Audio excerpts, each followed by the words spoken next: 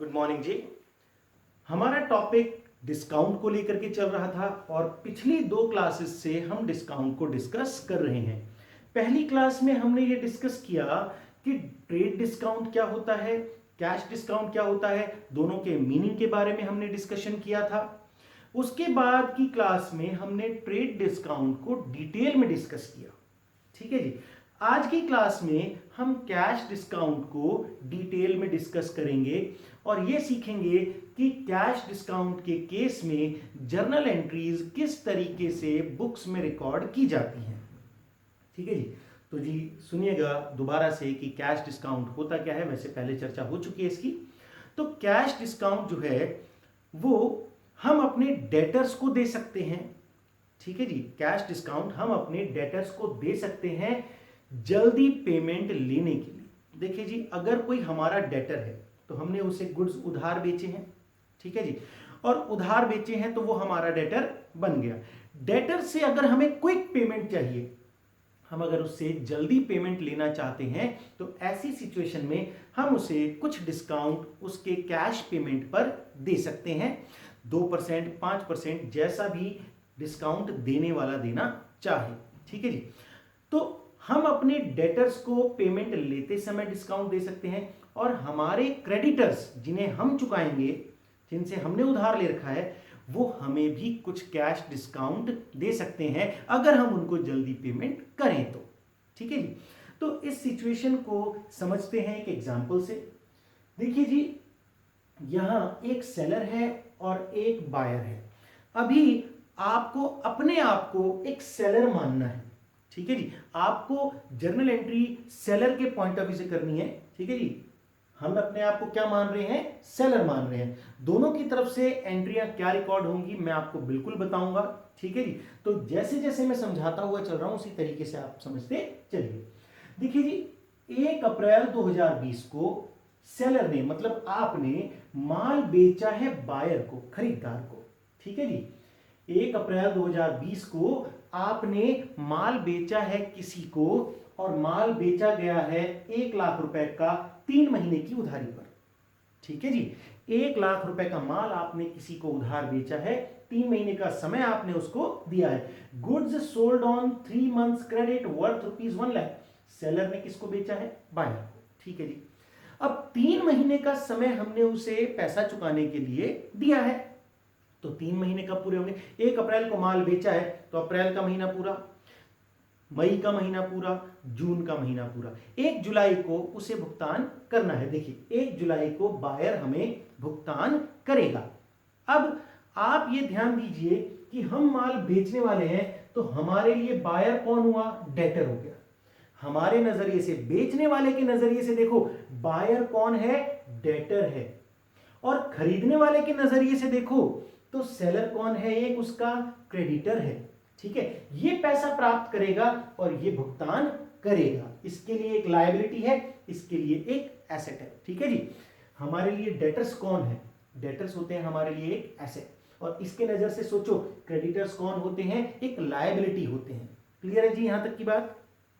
अब सेलर ने 3 महीने की उधारी पर 1 लाख रुपए का माल बेचा है, बट सेलर को पैसों की जरूरत 2 महीने के बाद ही पड़ गई।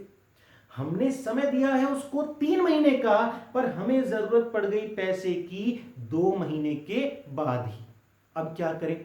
अब देखिए, किसी से उधार लेने से अच्छा होता है कि पहले अपना पैसा मांगा जाए। ठीक है। क्योंकि अगर आप किसी से उधार लेंगे तो उसे भी तो आपको ब्याज चुकाना पड़ेगा। ठीक है। आपने अपने डेटर से ड्रॉप बात की, जिसको आपने 3 महीने की उधारी पर माल बेचा। आपने कहा कि भाई मुझे अभी पैसों की अर्जेंट नीड है। कब? आपने पैसा मांगा 1 जून 2020 को। आपको मांगना कब था? 1 जुलाई को। आप 1 महीना पहले मांग रहे हैं पैसा। ठीक है जी। 1 महीना पहले ही आप पैसा मांग रहे हैं अपने बायर से। तो बायर ने ये कहा कि भाई आपसे तो वादा मेरा 3 महीने का हुआ था, 1 महीना पहले मैं पैसा कहां से लाऊं? क्योंकि मुझे जिन लोगों से पैसा लेना है वो मुझे 1 महीने के बाद देंगे। अब आप सेलर के नाते फिर से बायर से रिक्वेस्ट कर रहे हैं कि देखिए मुझे पैसों की जरूरत है, अगर आप जल्दी भुगतान कर देंगे तो मैं आपको कुछ कैश डिस्काउंट दे दूंगा, मतलब कि कुछ पैसा मैं आपका छोड़ दूंगा। ठीक है जी। अब ऐसी सिचुएशन में बायर सोच रहा है कि मुझे कुछ फायदा हो रहा है। ठीक है जी। फायदा कितना हो रहा है? सेलर ने बोला मैं 5% आपको कैश डिस्काउंट दे दूंगा। ठीक है जी। फुल सेटलमेंट कर दो, 5% में पैसा छोड़ दूंगा। अब जी बायर जो है वो रेडी हो गया। ठीक है, अभी बायर के पास पैसा नहीं था, पर बायर सोचा मैं जल्दी मांग लूंगा, कहीं से मैनेज कर लूंगा, 5,000 रुपए का फायदा हो रहा है, सिर्फ 1 महीने की तो बात है, मैं जल्दी भुगतान कर देता हूं। चलिए अब देखिए, 1 जून 2020 को सेलर अपना पैसा 1 महीना पहले मांग रहा है। कितना पैसा बनता था? बनता था रुपए 1 लाख। 1 लाख रुपए का माल दिया था, 1 लाख रुपए मांगते थे हम। अब सेलर ने बायर को डिस्काउंट दिया है कितने रुपए का? 5,000 रुपए का। 5% कैश डिस्काउंट दे दिया। ठीक है जी, कैश डिस्काउंट दे दिया, तो अब फाइनल पेमेंट कितना बना? रुपए 95,000। ठीक है जी। सेलर बोला फुल सेटलमेंट में, पूर्ण भुगतान में तुम मुझे 95,000 रुपए दे दो। क्या कर दो? फुल सेटलमेंट कर दो।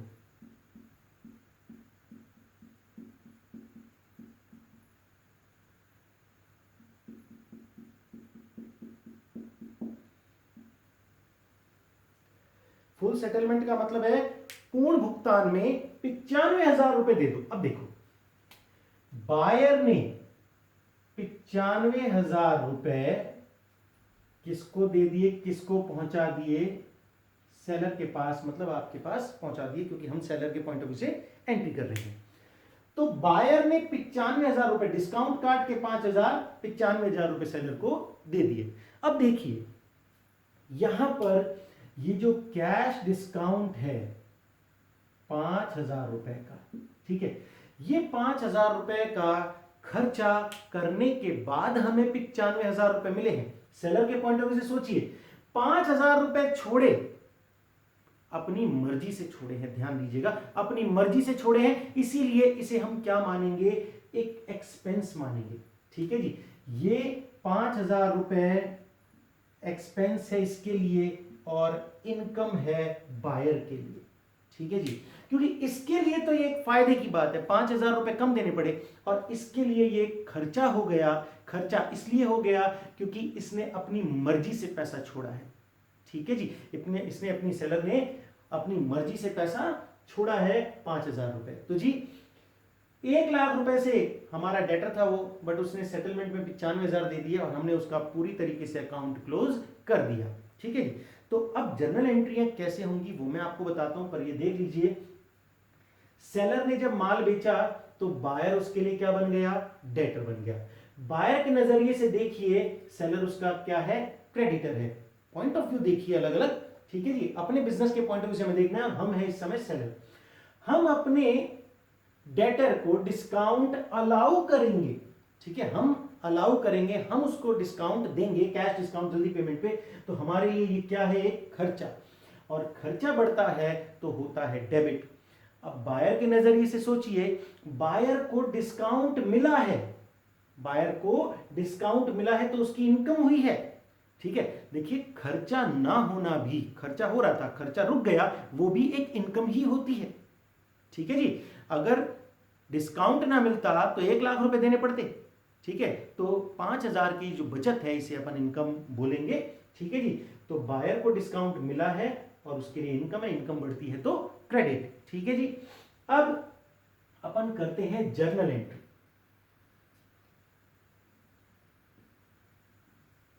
In the books of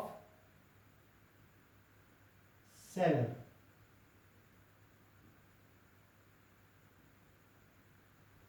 और यहां पर लिख लेते हैं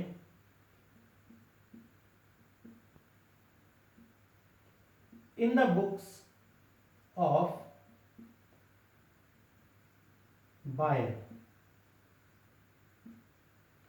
ठीक है जी, अब देखिए बेचने वाला अपनी बुक्स में, अपनी पुस्तकों में लेखा प्रविष्टि करेगा, जर्नल एंट्री करेगा, और खरीदने वाला अपनी बुक्स में एंट्री करेगा। चलिए सबसे पहले देखिए माल कब बिका। माल बेचा गया 1 अप्रैल 2020 को। 1 अप्रैल 2020 को सेलर क्या एंट्री करेगा, एंट्री करेगा debtors account debit to sales account. ठीक है जी, debtors account debit to sales account, क्योंकि माल बेचा है कितने रुपए का, 1 लाख रुपए का। ठीक है जी।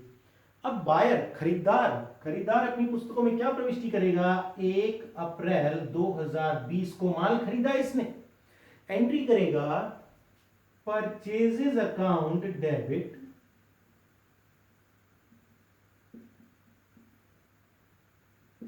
टू क्रेडिटर्स अकाउंट 1 लाख रुपए। ठीक है जी। हमें पार्टी का नाम नहीं पता, इसका भी पार्टी का नाम नहीं पता, इसके पॉइंट ऑफ व्यू से भी पार्टी का नाम नहीं पता, तो ये जिसको माल बेचा है उसे डेटर बोलेगा, उसने माल खरीदा है तो वो क्रेडिटर बोलेगा। चलिए जी, ये तो माल बेचने की और ये माल खरीदने की जर्नल एंट्री हो गई दोनों की बुक्स में।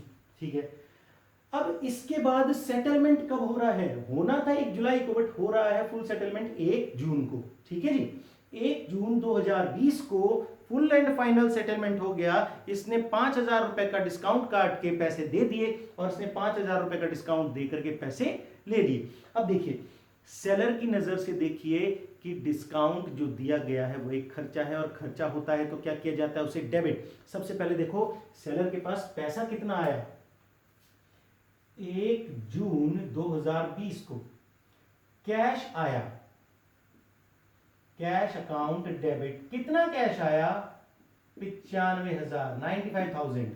ठीक है, डिस्काउंट देना पड़ा, कितना डिस्काउंट दिया,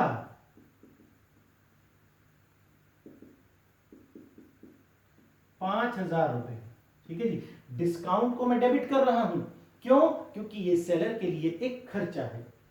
ठीक है, डेटर का अकाउंट टू डेटर्स अकाउंट। अब डेटर जिसने पैसा दे दिया वो हमारा डेटर थोड़ी रहा, तो उसका पूरा का पूरा अकाउंट क्लोज हो जाएगा 1 लाख रुपए से। ठीक है जी, 1 लाख रुपए से उसका अकाउंट क्लोज हो गया। अब हमें उससे कोई पैसा नहीं लेना। ठीक है, अब इसके पॉइंट ऑफ व्यू से देखा जाए 1 जून 2020 को इसने पेमेंट किया। ठीक है, किसको पेमेंट किया, अपने क्रेडिटर को। यहां लायबिलिटी कम हो रही है तो क्रेडिटर्स को डेबिट करेंगे, क्रेडिटर्स अकाउंट डेबिट 1 लाख रुपए।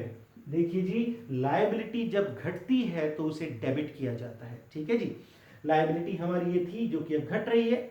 ठीक है, तो लायबिलिटी घटी, creditors account debit to cash account. ठीक है, बायर की बुक्स में अपन एंट्री कर रहे हैं, बायर ने पेमेंट किया है कैश 95,000 रुपए, और बायर को फायदा हुआ है, इनकम हुई है डिस्काउंट के रूप में 5,000 रुपए की। ठीक है जी, तो दोनों अपने अपने नजरिए से अपनी अपनी बुक्स में क्या एंट्री करेंगे वो आपके सामने है। अभी हमने अपने आप को सेलर माना था। ठीक है, अगर हम परचेजर मान लें अपने आप को तो ये एंट्री होगी हमारी बुक्स में। ठीक है जी, क्योंकि दोनों ही पार्टीज अपनी बुक्स में इसको रिकॉर्ड करेंगे। आपको यह देखना होगा कि हम डिस्काउंट देने वाले हैं या डिस्काउंट लेने वाले हैं, हमने माल खरीदा था या माल बेचा था। ठीक है जी, ये पॉइंट ऑफ व्यू आपको ध्यान में रखना होगा। तो जी ये सिचुएशन, ये एग्जांपल उम्मीद है आपको समझ में आ रहा होगा। तो पहले आप इसे नोट डाउन कीजिएगा, पहले ये चार्ट बनाइएगा, उसके बाद ये सेलर की बुक्स में एंट्री कर लीजिएगा, ये बायर की बुक्स में एंट्री कर लीजिएगा। रीजन आपको बता ही दिया है कि डिस्काउंट हम देते हैं तो ये खर्चा है हमारे लिए, ये डेबिट होगा। डिस्काउंट हम प्राप्त करते हैं तो ये इनकम है, ये क्रेडिट होगा। तो जी ये नोट कीजिए, इसके बाद मैं आपके लिए और एक जो क्वेश्चंस है वो लिखवाता हूं। तो जी मान लीजिए कि अगर हम एक सेलर हैं, माल बेचने वाले हैं, तो ऐसी सिचुएशन में हमारी बुक्स में क्या जर्नल एंट्रीज होंगी अगर हम डिस्काउंट अलाउ करते हैं, डिस्काउंट देते हैं। ठीक है जी, हम एक सेलर हैं, बेचने वाले, दूसरे केस में मैं आपको बायर के पॉइंट ऑफ व्यू से भी कराऊंगा कि अगर हम खरीदने वाले होते तो क्या जर्नल एंट्रीज होती। तो जी सुनिए, कैश डिस्काउंट कब दिया जाता है? जब किसी से हमें जल्दी पेमेंट मिले और पेमेंट बाद में मिल रही है, इसका मतलब हमने उसे माल उधार बेचा होगा, तभी तो हम उससे कह रहे हैं कि जल्दी पेमेंट दे दोगे तो डिस्काउंट देंगे। ठीक है जी। तो पहली बात तो ये कि हमने गुड्स बेचे होंगे क्रेडिट बेसिस पर। चलिए शुरू करते हैं। इन द बुक्स ऑफ सेलर, बेचने वाले के नजरिए से हम एंट्रियां सीख रहे हैं।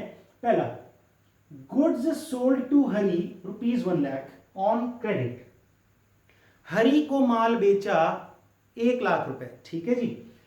Goods sold to Hari ₹1 lakh on credit on 1 April 2020।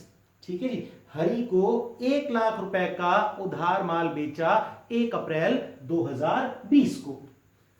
And amount to be received after 3 months, और उससे पैसा 3 महीने बाद प्राप्त होगा। ठीक है जी। तो हिंदी वाले बच्चे लिख सकते हैं इसे, हरी को उधार माल बेचा ₹1 लाख, कब बेचा है? 1 अप्रैल 2020 को, और उससे 3 महीने बाद भुगतान प्राप्त होगा। चलिए जी, करते हैं इसकी जर्नल एंट्री। अब यहां पर आपको पार्टी का नाम दिया हुआ है। ठीक है जी। और पार्टी का नाम दिया होता है तो हम पार्टी के नाम से एंट्री करेंगे। हमने माल बेचा है, हरी बन गया हमारा डेटर, तो एंट्री हो जाएगी हरी अकाउंट डेबिट। ठीक है जी। हरी से हम पैसा मांगते हैं, हरी हमारा डेटर बन गया कितने रुपए से? 1 लाख रुपए से। ठीक है। Hari account debit to sales account 1 lakh रुपए। माल बेचा है, किसको बेचा है? हरी को बेचा है, उधार बेचा है, तो Hari account debit to sales 1 lakh रुपए से ये एंट्री हो जाएगी। ठीक है जी। ये जनरल सेल्स की एंट्री है, पहले कई बार डिस्कस कर चुके हैं हम। चलिए आगे कहते हैं, on 1 May 2020 full settlement was made with Hari by receiving ₹95,000। 1 मई 2020 को हरी से पूर्ण भुगतान में 95,000 रुपए प्राप्त हुए। 1 मई 2020 को हरी से पूर्ण भुगतान में 95,000 रुपए प्राप्त हुए। तो हिंदी मीडियम वाले लिख लीजिएगा इसको। ठीक है। तो फुल सेटलमेंट में 1 मई को ही हरी से हमें 95,000 रुपीज मिल गए, जबकि हमने उसे कितने महीने का समय दिया था? 3 महीने का समय दिया था। उससे हमें 1 महीने बाद ही पैसे हमने ले लिए और उसको 5,000 रुपए का डिस्काउंट हमने दे दिया। तो ऐसी सिचुएशन में हमने डिस्काउंट दिया है तो हमारे लिए वो खर्चा हुआ। हमारे पास क्या आया? पैसा आया, कैश अकाउंट डेबिट। हमारे पास पैसा आया है कितना? 95,000, 95,000 रुपए हमारे पास आए। डिस्काउंट हमारा खर्चा हुआ, डिस्काउंट अकाउंट डेबिट 5,000 रुपए छोड़े हमने। ठीक है जी। तो 5,000 रुपए का खर्चा करने पर हमें 95,000 रुपए मिले। किससे प्राप्त हुए? टू हरी अकाउंट, हरी से मिले 1 लाख रुपए। ठीक है जी। तो जी हरी से होने को तो हमें 95,000 मिले हैं, पर उसका अकाउंट जो है वो 1 लाख रुपए से बंद हो जाएगा। ठीक है जी। क्योंकि फुल सेटलमेंट में उसने हमें पैसा दे दिया है, अब आगे कोई हिसाब किताब हमारा उससे बाकी नहीं है। तो जी अकाउंट ओपन हुआ था 1 लाख से, 1 लाख से ही बंद होगा। जो 5,000 रुपए जो हमें नहीं मिले वो हमारे लिए एक खर्चा माना जाएगा और उसे हम खर्चे के रूप में डिस्काउंट में डेबिट कर देंगे। तो पैसा मिलने पर ये एंट्री हम अपनी बुक्स में कर लेंगे। अब देखिए यहां पार्टी का नाम दिया हुआ था तो हमने ये एंट्री करी। अब कहते हैं goods sold on credit for ₹1 lakh. मैं 1 लाख रुपए की फिगर इसलिए ले रहा हूं क्योंकि डिस्काउंट के लिए या कैलकुलेशन में ये आसान रहती है। ठीक है जी। बुक में कुछ भी दिया जा सकता है। तो कहते हैं goods sold on credit for ₹1 lakh on 1 April 2020 and allowed 5 months credit. ठीक है जी। 1 अप्रैल 2020 को 1 लाख रुपए का उधार माल 5 महीने की उधारी पर बेचा गया। 1 अप्रैल 2020 को 1 लाख रुपए का माल 5 महीने की उधारी पर बेचा गया जी। तो हमें नहीं पता कि हमने किसको, बुक्स में नाम नहीं दिया हुआ, पार्टी का नाम नहीं दिया हुआ, तो हमने उधार बेचा है, तो जिसको भी हमने उधार माल बेचा है वो बन गया हमारा डेटर। ठीक है जी, हम उसे डेटर बोलेंगे। और डेटर है तो हमें पैसा लेना है उससे, तो डेटर हमारी एसेट, एसेट बढ़ी तो डेबिट, डेटर्स अकाउंट डेबिट। कितने रुपए का माल बेचा हमने? 1,00,000 रुपए का माल बेचा। Debtors account debit to sales account, 1,00,000 रुपए से ये एंट्री हम कर देंगे। ठीक है जी, तो ये एंट्री अपनी हो गई। अब आगे कहते हैं on 1 July 2020 full settlement was made with debtors and received ₹90,000। 1 जुलाई 2020 को डेटर्स से मतलब देनदारों से पूर्ण भुगतान में 90,000 रुपए प्राप्त हुए।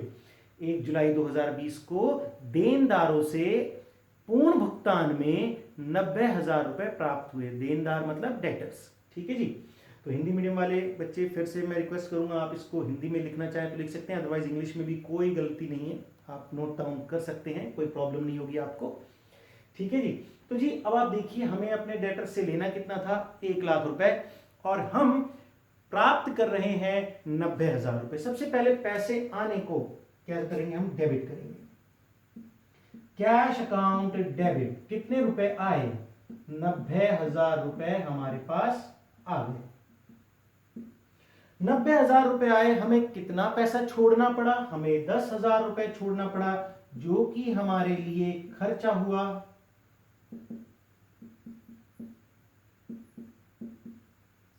क्योंकि हम अपनी मर्जी से पैसा छोड़ रहे हैं इसीलिए ये खर्चा हुआ, नुकसान नहीं है। किससे प्राप्त हुआ है? डेटर से। टू डेटर्स अकाउंट 1,00,000 रुपए। देखिए जी, अब हमारे डेटर्स हमें कोई भुगतान नहीं करने वाले हैं, इसीलिए हम उनका अकाउंट क्लोज कर देंगे। 90,000 रुपए ले लिए, 10,000 का डिस्काउंट दे दिया और डेटर्स का अकाउंट क्लोज हो गया 1,00,000 रुपए से। तो जी ये तो एंट्रियां थी सेलर के नजरिए से। बेचने वाला अपनी बुक्स में क्या एंट्री करता है वो आपके सामने है।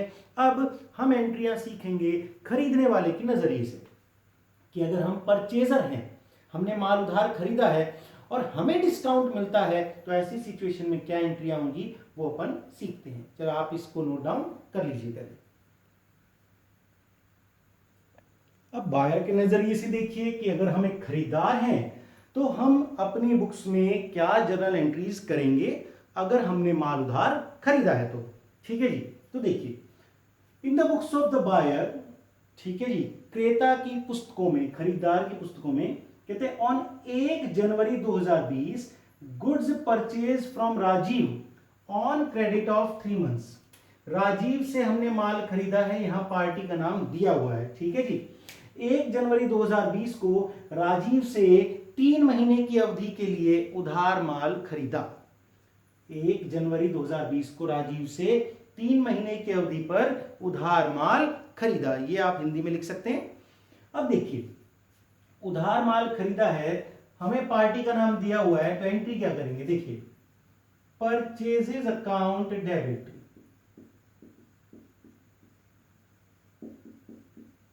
परचेजेस अकाउंट डेबिट, माल खरीदा है, किससे खरीदा है? क्रेडिटर का नाम हमें पता है, टू राजीव अकाउंट। कितने रुपए का माल खरीदा है हमने? ये नहीं दिया हुआ तो मैं गलती से लिखना भूल गया, मैं इसको लिख देता हूं।